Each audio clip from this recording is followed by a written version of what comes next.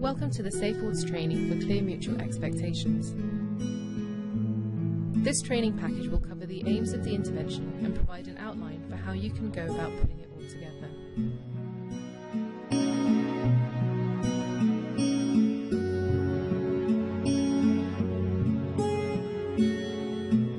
Some of the difficult and challenging behaviours exhibited by patients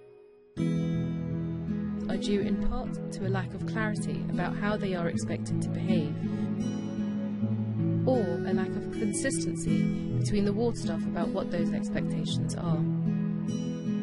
This ambiguity or lack of clarity is particularly problematic for patients who cannot think clearly,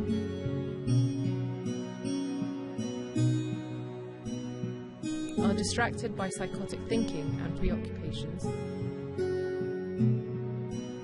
find it hard to concentrate,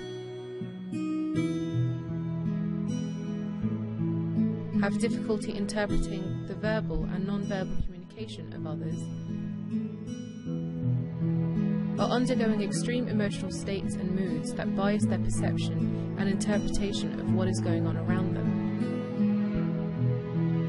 have a distorted view of the world and others, particularly those in positions of authority, possibly due to a past experience and upbringing.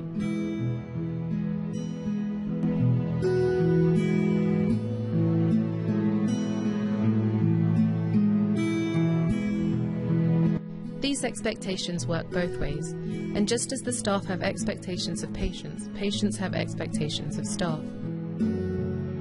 Clarifying these relationships allows the staff to be consistent and the patients to understand their obligations and those of staff. Communication between the two will be eased, and clarity in the social environment will assist patients to think more clearly and experience less irritations and frustration. Lowered stress and anxiety help to reduce symptoms and aid patients' recovery. As patients find the word rules infantilizing and objectionable, it is much better to talk about expectations, guidelines, or standards. Here are some steps you can follow to introduce clear mutual expectations on your ward.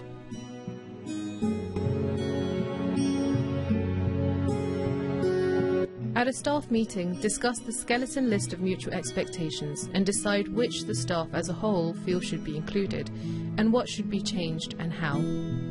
At this point, staff should consider together whether some rules are trivial or unnecessary, perhaps such as limits on when hot drinks are available. Ask each other, who are we to say no?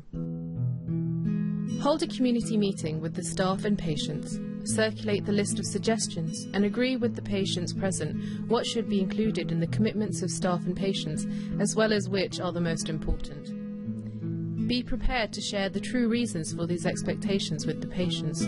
Be prepared to identify which ones are required by the trust or managers, and be prepared to explain to patients how they can appeal or ask to get such requirements changed. At the end of the meeting, agree the final list and contents and choose a design format for these to be printed out. Type out the list of expectations, add the graphics, and have them printed out onto large posters. Please hang these in prominent and public spaces where they can be read by patients and staff. Make the poster part of the admission process, going through it with new patients, perhaps several times over the first few weeks, making sure they understand the content.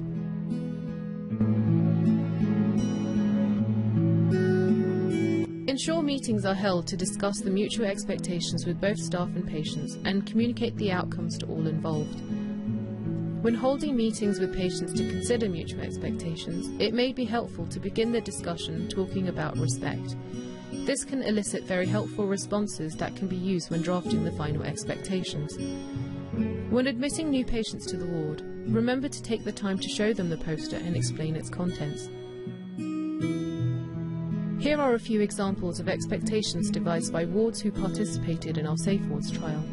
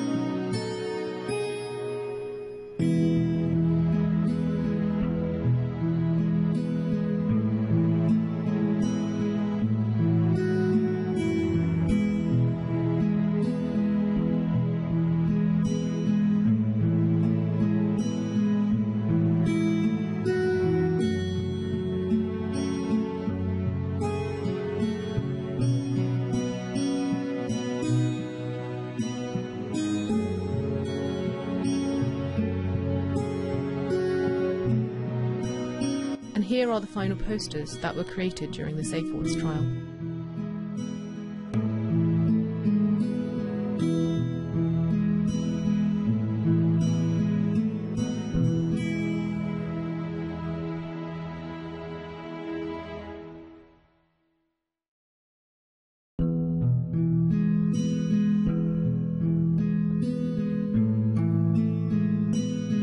I hope you have found this training useful in implementing clear mutual expectations to help reduce the rates of conflict and containment on your ward.